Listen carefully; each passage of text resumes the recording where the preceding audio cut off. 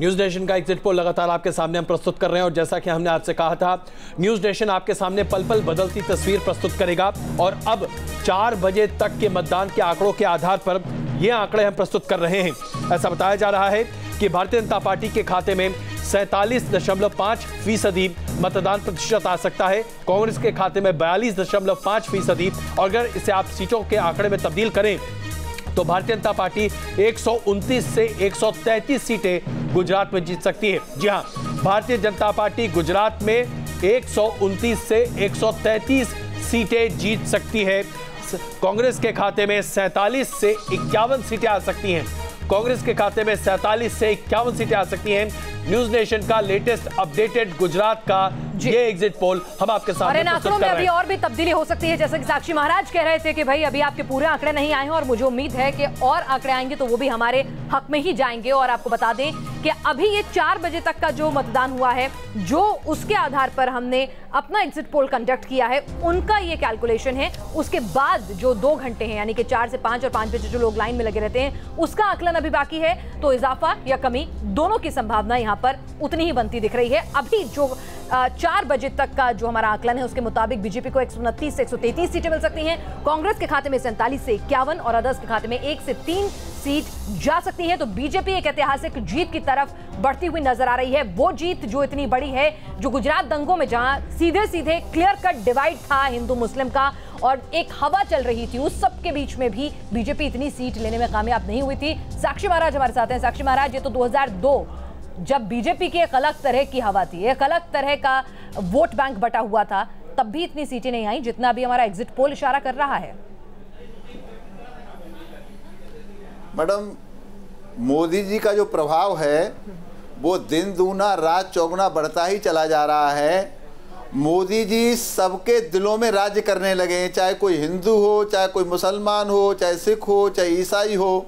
मोदी जी जो महामंत्र छेड़ा है, सड़कों पे जो भीड़ उमड़ रही थी, पाटीदार जो हार्दिक पटेल की रैलियों में जा रहे थे, जो जीएसटी का विरोध करने के लिए व्यापारी वर्ग सूरत में उतर रहा था, अंत में उनके दिल में भी मोदी बसे, ऐसा लग रहा है सीटों में जाके। वो विरोध तो हो रहा था लेकिन वोट में तब्दील नहीं हुआ।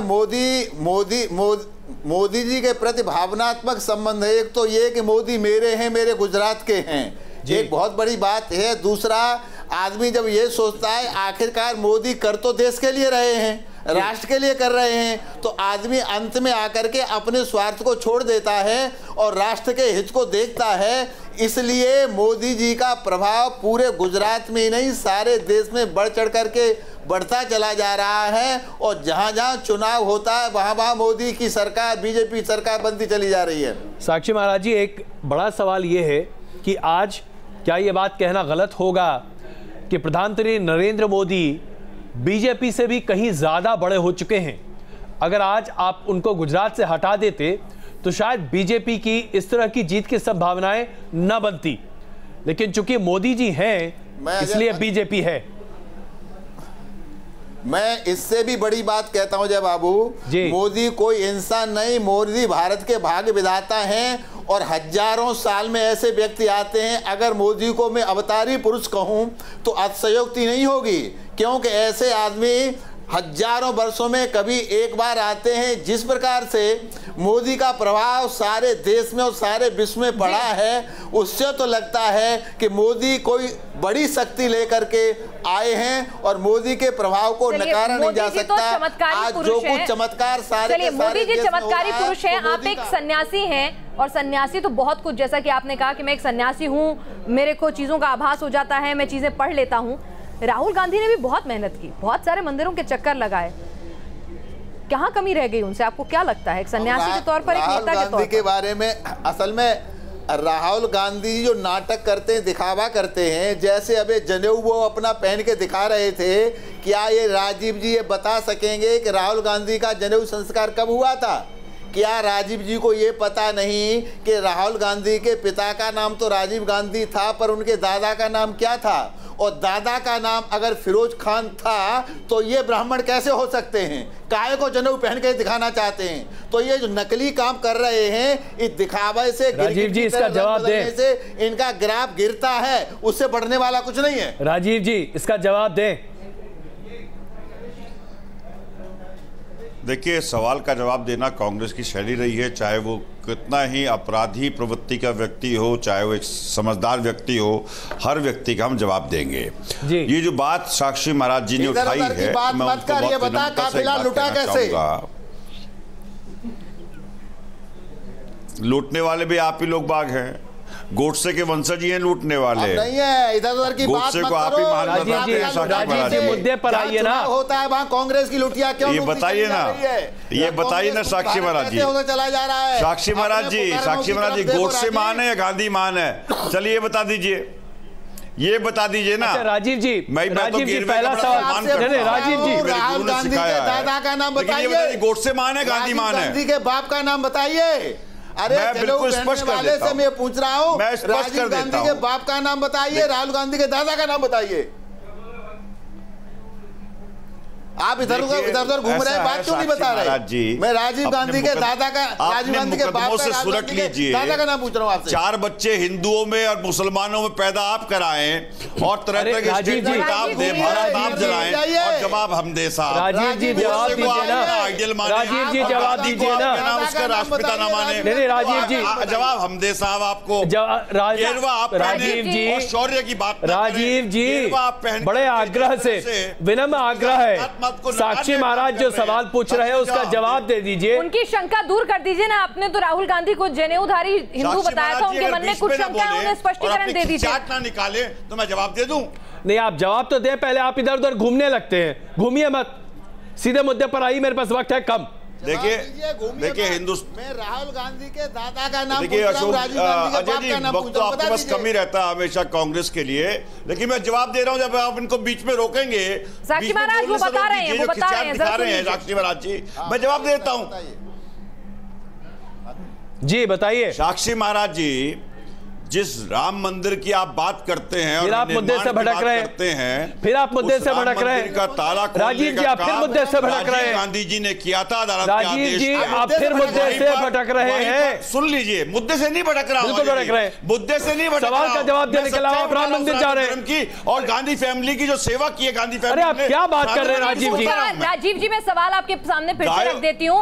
वो कह रहे हैं कि राहुल गांधी जनेऊधारी हिंदू कैसे हो सकते हैं? राजीव गांधी के पिता का नाम पूछ रहे हैं, वो उस पर संशय उठा रहे हैं। अगर कोई संशय उठा रहा है तो आप स्पष्टीकरण दे दीजिए। आप सीधी बात करिए ना। संशय को और ज्यादा मजबूती ये बिल्कुल सत्य है जी, ये बिल्कुल सत्य है, ये बिल्कुल सत्य है कि फिरोज गांधी जी एक पारसी थे और राहुल गांधी जी के दादा हैं, इसमें कहीं कोई संशय नहीं है। लेकिन यह भी सत्य है कि इंदिरा गांधी जी एक हिंदू महिला थी और उन्होंने अपना धर्म हमेशा बचा करके रखा और अपने धर्म की सेवा की। तो एक महिला को भी अपना धर्म चुनने का अधिकार भारतवर्ष में है और उस महिला ने, भद्र महिला ने, बहादुर महिला ने, वीर महिला ने, सबसे बढ़िया प्रधानमंत्री ने अपना धर्म हिंदू धर्म चुना और अपने बच्चों की परवरिश राजीव गांधी जी की और संजय गांधी जी की निश्चित रूप से जो परवरिश की वो हिंदू के रूप में की। आपने अपने हिसाब से जवाब दिया। साक्षी महाराज जी, क्या आप इससे संतुष्ट हैं? इस परंपरा का निर्वहन राजीव त्यागी जी के इस जवाब से आप संतुष्ट हैं? सुनिए अजय कुमार जी, राजीव जी संतति का वंश पिता के हिसाब से चलता है, माँ के हिसाब से नहीं चलता है। महाराज जी, संतति का वंश पिता के नाम से चलता है। फिरोज खान की औलाद नियम आ गया है, फिरोज खान की औलाद नियम साक्षी महाराज जी आ गया है कि राशन कार्ड में भी महिला को मुखिया माना जाता है।